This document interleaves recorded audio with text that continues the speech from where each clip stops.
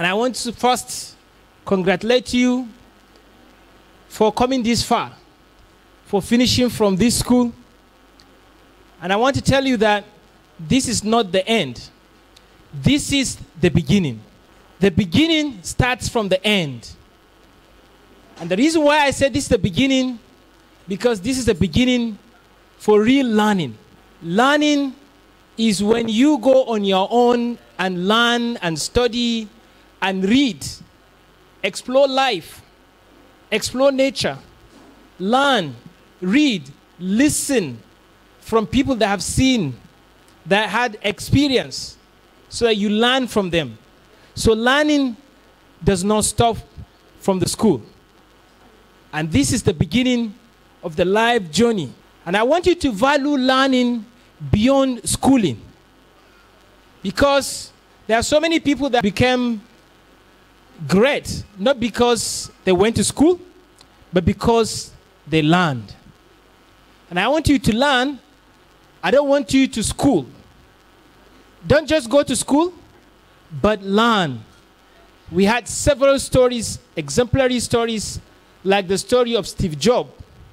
Steve Jobs, who would leave school to set up a business, and later became the richest man in the world without schooling, without going to school. Steve Jobs will be selecting classes and attending few classes that he thinks or he thought were relevant to his life. So it's not about studying everything. It's about studying things that are relevant and important. We had the story of Bill Gates, who also dropped out from school. He's also one of the richest people in the world. Even here in Katsina, if you are to count or mention the richest man in Katsina, it's not based on his school. He didn't go to school, but he has skill and experience that even people that went to school, study business, they don't have it. So he learned the knowledge without going to school. So you too, if you want to be successful in life, it's not about the school you go. It's not about whether you go to school or not. It's about whether you are learning or you are not learning. Myself is an example, because the skills, the knowledge that has served me well, that enabled me to also serve people, I didn't get them from school. Most of the skills that I value and I cherish the most are skills that I learned outside school. So learning transcends school. Learning does not begin and it does not end with school. It's a lifelong thing. You start learning from the day you are born to the day you die. And knowledge is in the air. Knowledge is not confined within the four walls of schools. Knowledge is like oxygen. You breathe oxygen wherever you go. It does not mean that knowledge is only available in schools. It's available everywhere. You can breathe knowledge. But I want to caution you about one of the biggest tragedies that can happen to you, which is you confining yourself and thinking yourself based on what you study in school. You are far beyond and better than what you study in universities and any kind of institution. So you are greater than that. I've known and I served several people outside my field of degree. The only thing I can say, my students at the university are the ones that are benefiting directly based on what I study from the university. But the society I serve are benefiting not just by the degree I have, but other knowledge I got from outside university. So do not let degree define who you are. Just because you study engineering or you study economics or you study medicine, the only thing that you could be known for, the only thing that you can be defined for is what you study in your degree. No, no, no, no. You are far more valuable than just the degree you have. There is nothing you cannot be in life. Anything you commit to doing, you do it consistently. Within 6 months, you can become that thing. Any discipline, any skill you want to learn, in 6 months, you can have it. If you have the discipline to be consistent in learning, listening, and being coached by mentors, by experts in that area. So you can be many things. Thanks to technology, technology has enabled us to become so many things in this life, to learn so many things and be better and serve people better. I want you to go to school not just to get job, because school cannot give you job. If you think you are going to school so that you can get job, you are wrong. School does not give you jobs. Job is given to those who solve problem. If you have to get a job, if you don't want to be unemployed, what do you need to do? Is to solve problem. Solve your problem and solve other people's problems. And recently, one of my students approached me who is an IT student and asked him, what did you invent? He told me something very small, very menial innovation. I didn't underrate that though. It's a beginning. But I gave him this secret of life. And I asked him this question. And I said, how many people do you have in Nigeria? At least we have 200 million people in Nigeria. And I said, what could stop these 200 million people from contributing 1 naira each and give it to you? 200 million Nigerians contribute to 1 naira each and give it to you. How much money will you have? You will have 200 million naira. You become a millionaire. And these Nigerians that give you 1 naira each, they have not lost anything. It means nothing for every Nigerian to give you 1 naira. Even the people that are begging in the street can give you 1 naira. 1 naira is nothing. But you have to attract it. People cannot contribute money and give it to you until you attract that money to you. Because the richest people in the world, that's what they do. They attract people's money. People have money in their pockets. How do I attract the money in your pocket to come to me? Any rich man you see is attracting the money in the hands of other people. So your job is to think of how to attract this money. But how much money you have depends on the problem you are solving. If you are solving big problems, you get big money. If you are solving small problems, you get small money. The bigger the problem, the bigger the reward. So if you want to be super rich, you should solve big problems. That's why I said the rich people, they are not rich by how much money they have in their pockets or in their bank accounts. They are rich in their minds. Because even if you take away all the money in their hands and redistribute it back to the hands of the people, these people will attract this money back to themselves because they know what to do to attract the money. And that's why I said, do not chase money. If you chase money, money will run away from you. But you have to attract the money to come to you. The money will come to you only when you solve problem. You cannot solve problem if you are not learning. If you are not learning, you cannot get the skill to solve other people's problems. So school is not the answer. School is good because it's going to give you certain social skills, life skills, discipline, and respect. But the most important aspect of life is learn the skills to solve problems.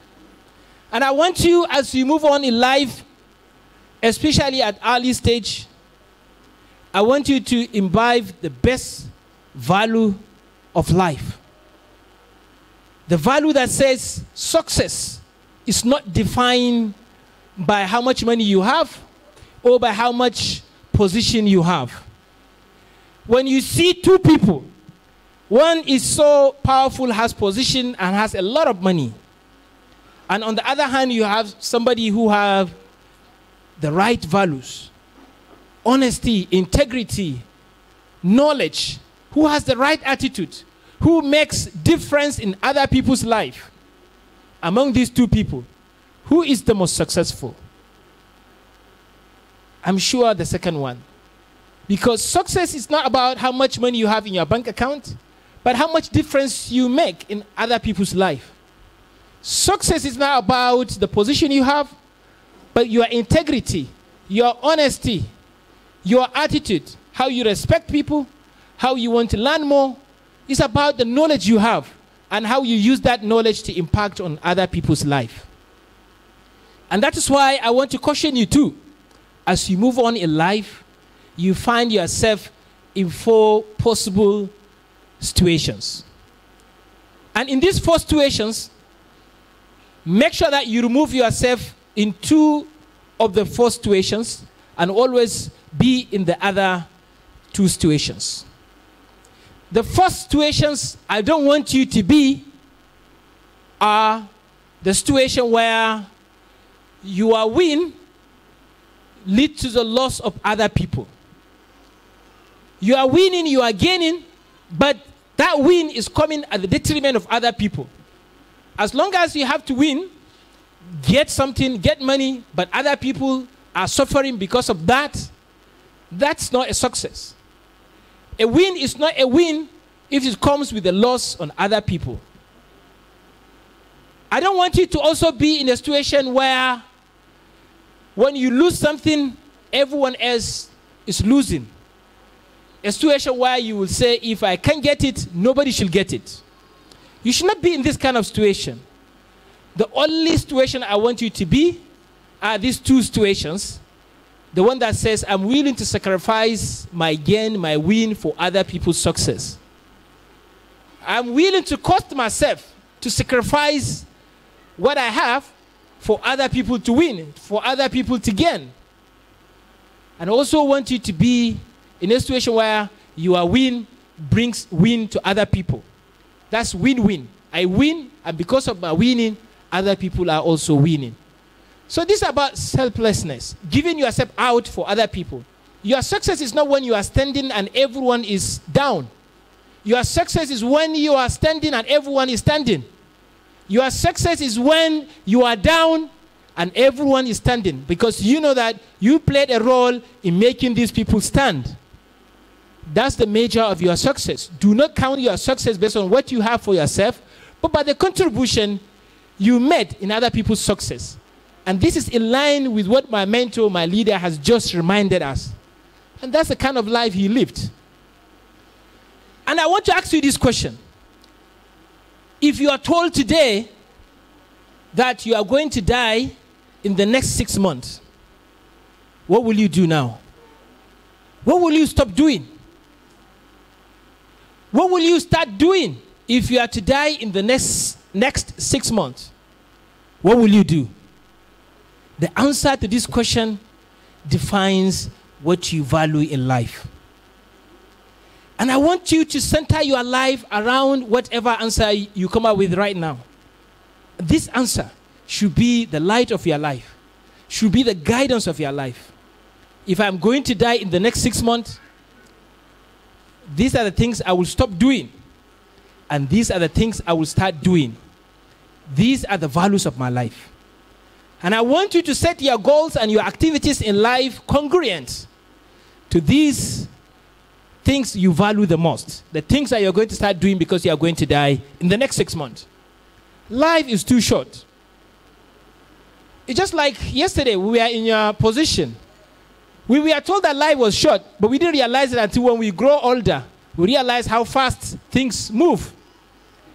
And that's why I liken life to a movie. Life is just like a movie. You have the actor, you have the boss. You have the hero, you have the villain. And in life, In your life, you are the hero of your life. You are the actor of your life. But in the midst of this life, you also have enemies. And I want to remind us of one of the biggest enemies. One of the biggest enemies that stand on our way to progress. This enemy was born out of advancement, was born out of progress. We all have it around us. Technology. Technology, our cell phones are some of our biggest enemies if we don't utilize it in the proper way. Especially young people. Our generation, when we are at the university, there was no internet, there was no mobile phone. We were not as distracted as the current younger generation. And that's why you are prone to the disaster, to the destruction of the social media. Because what young people find themselves, the reason why they're not learning is because they get themselves immersed and addicted to social media. Even as I speak with you, some people are also on social media. Someone is raising his hand. He's guilty of that. You see, things that happen around you are opportunities and knowledge that will never come back to you forever. So you have to grab the moment. You have to be powerfully present. And that's why I say social media is our enemy. Because the brain works like this. When you bring out your phone and you swipe like this, you'll be happy. And the hormone called the happy hormone, dopamine, will be secreted in your brain. And then you'll be happy, you'll be elated. And you swipe again, you swipe again. As you swipe, as you see, you are entertained, amusement, entertainment, you are happy. And this dopamine keeps floating in your brain and you are happy and you want to do it again and again and again. But the trap is that this dopamine that comes to your brain depletes easily. Happy dopamine that comes from easy and cheap things do not last. If you swipe on social media, you are happy. This happy hormone will finish. And then you want to do it again because the happy dopamine is no longer there. Suddenly you are sad, you are moody, and you want to bring your cell phone again, social media. Do it again, again, and again. You stop, happiness drain. You want to be happy again, keep doing it again, again, and again. Dopamine drop, again, again. You become trapped and addicted to doing things repeatedly, and you are not doing the most important things in your life. You are not listening to the most important lecture of your life. The speech, the points, the values that could change your life forever. You missed it. And that's how you miss the road, forever. And most of these things that give us happy dopamine easily and cheaply, you realize that these things are very harmful to our health and to our lives. You see, young people are depressed, headache, anxiety, because they keep doing things that is harming them continuously again and again and again, but they cannot get themselves, they cannot get rid of that. They keep doing it again and again. And doing difficult things become more difficult. Because if you are doing easy and simple things and you are happy doing it, why will you do difficult things and then wait for happiness to come at the end? You realize people who are addicted to social media are not addicted to their religion. Because one addiction will stop you from the other positive addiction. Because why should I commit to God and to the worshiping God when the reward of worshiping God is coming in another life? While I'm used to immediate gratification. I swipe my phone, I'm happy. I swipe my phone, I search the internet, I'm happy. Why should I do anything that will bring happiness to me in 10 years' time?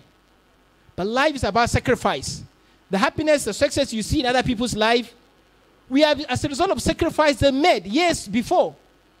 You have to make sacrifice. If what you do are easy and cheap things, you will not amount to anything in life. So young people regulate how you utilize social media, because no matter how motivated you are, if you are not disciplined, you will not make it. Utilize social media for knowledge, for learning. It is not all bad, but regulate it. Set targets, set goals for how you utilize your technology. And always have mentors. have characters that you want to be like when you grow up, and follow their story, like what our leader, Engineer Muntaka Rabe, has just reminded us. So I'm just giving you an expanded lecture of what he has just said in summary. But young people, we had to be loyal to our mentors, to our leaders. And I was just being lectured about loyalty just before my mentor was invited. Loyalty is loyalty. It's about respect. No matter what you become in life, still respect your elders, the people that play a role in what you become. Do not compete. Do not overshadow. Always respect those that have invested in you. You are teachers, you are lecturers, the people that have invested in you. And you have to know the role of every mentor. So mentors are there to challenge you, to guide you, to give you ideas. They're not there to give you money. Because most people, they will come to their mentors who are giving them guidance, motivation, and start asking for money. There are some people who are supposed to give you money. Their job is to give you money. But some people are there to guide you, to challenge you. And always in life, do not become. There's a big difference between doing and becoming. If you focus on becoming position, becoming this and that, but you are not doing, then you will amount to nothing. You have position, but you are not impacting. You are not influencing. So focus on doing things that affect other people's life. You may not see the impact. You may not see the difference, but something is changing. Something is happening behind your back. And just like the story of a cow who got trapped in a swamp. And the cow tried to get herself out of this swamp. She couldn't. She tried up to the time when she lost all her strength. And she got trapped in this swamp. And then someone came and saw the cow. And instead of helping the cow to remove the cow out of the swamp, he stepped on the back of the cow and used the cow as a platform to scale through the swamp. So this guy has had a chance to support the cow, but he did not.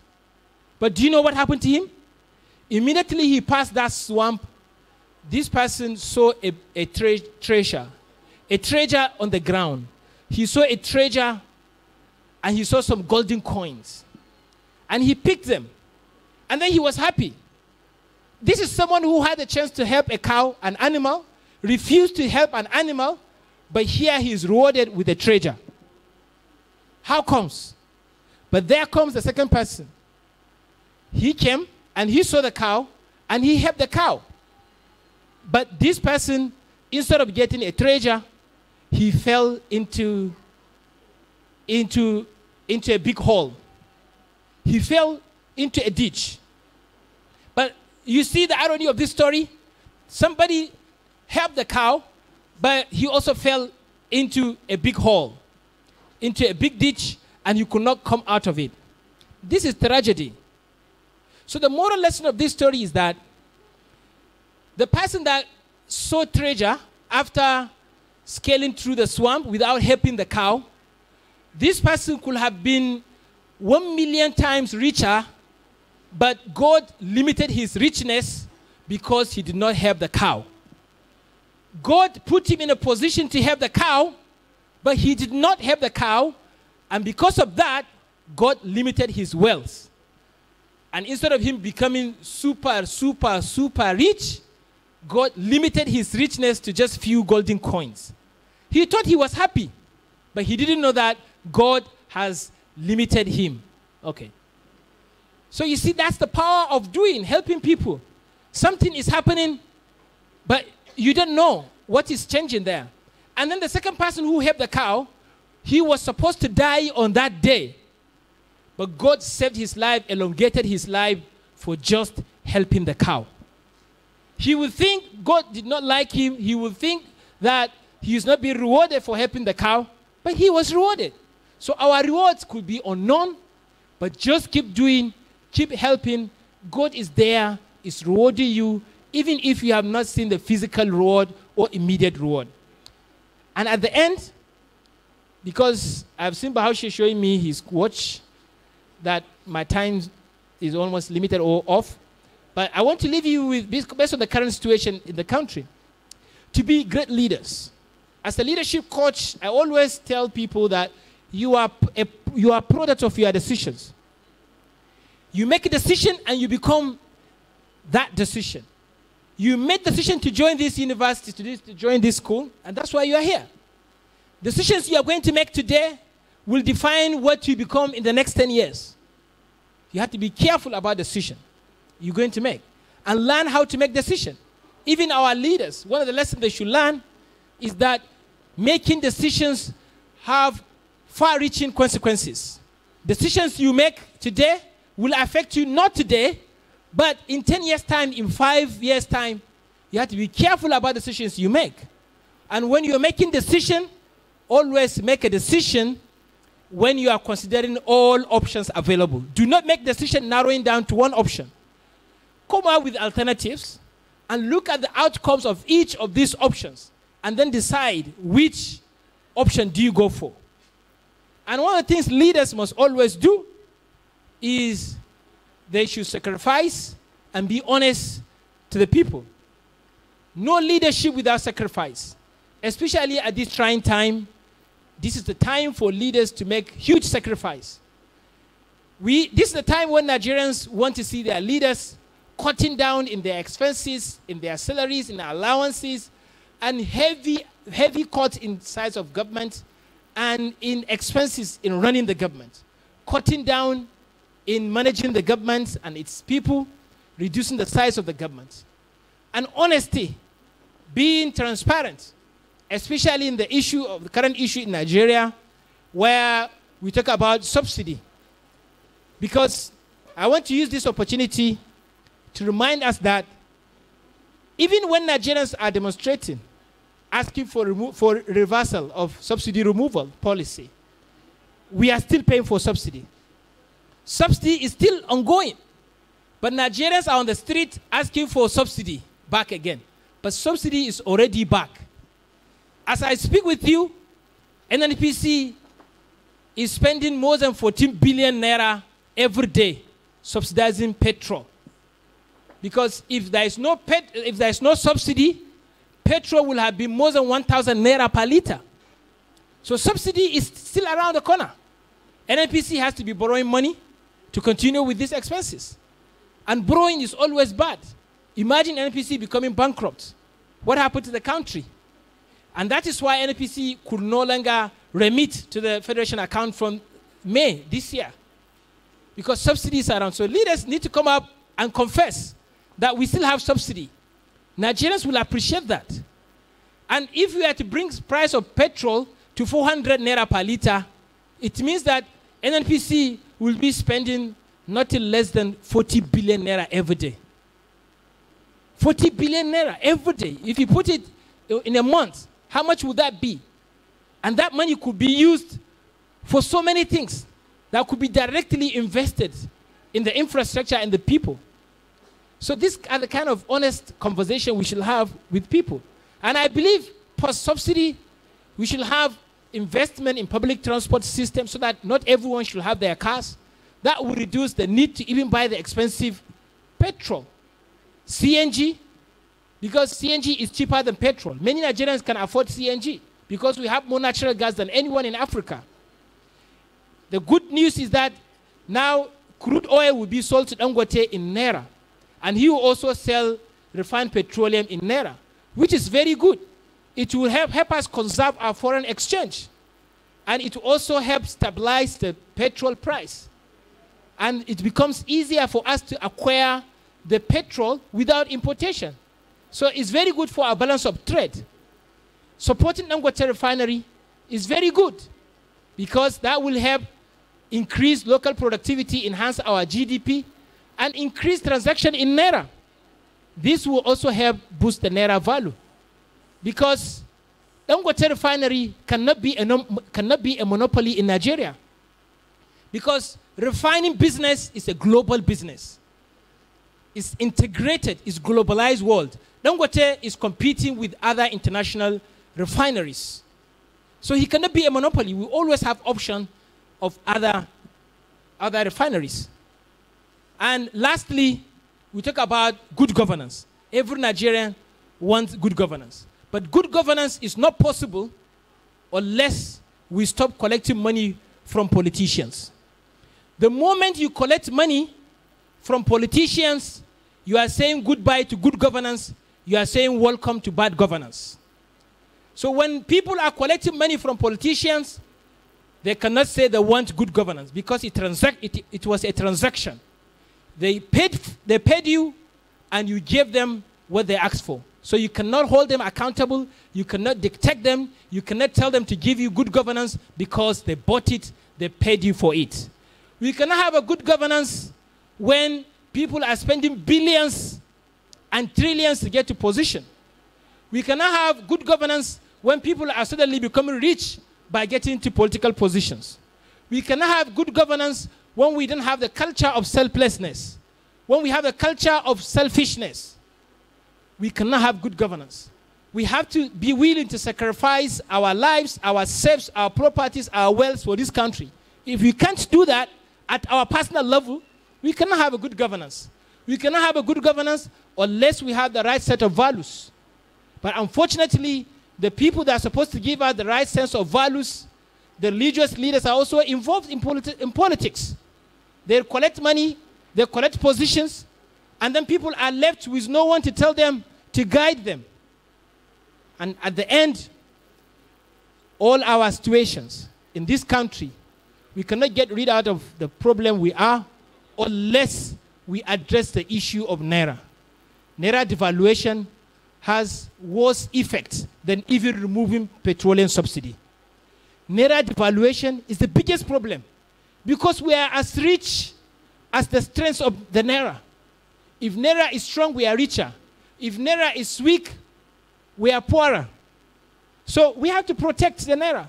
And we have to do what we call the import substitution, looking into our import basket. Now, petrol is the biggest thing we import from outside. But with Dangote refinery, we now can buy local refined petroleum product without importation. So we have substituting petrol. Food items. There are so many unnecessary things we import. We have to produce them locally. We also import funds, cell phones. We can invite foreigners to come and invest in agriculture. Agriculture cannot thrive in Nigeria without foreigners, without bringing foreigners to come and invest in Nigeria. The only reason why oil sector is booming, is contributing to Nigeria's economy was because there are foreigners. People from outside the country came and invested in the oil and gas sector. So also in agriculture. If you want agriculture to thrive, to be the biggest source of forex, we have to invite foreigners, Chinese, Europeans, Americans to come and invest in agriculture. Cell phones, we talk about cars, equipment, all these things. I can see Bauchi is really disturbing me here. But protecting the Naira is also our jobs. People holding the dollars to wait for it until when it becomes expensive to bring it and sell is bad, is unpatriotic.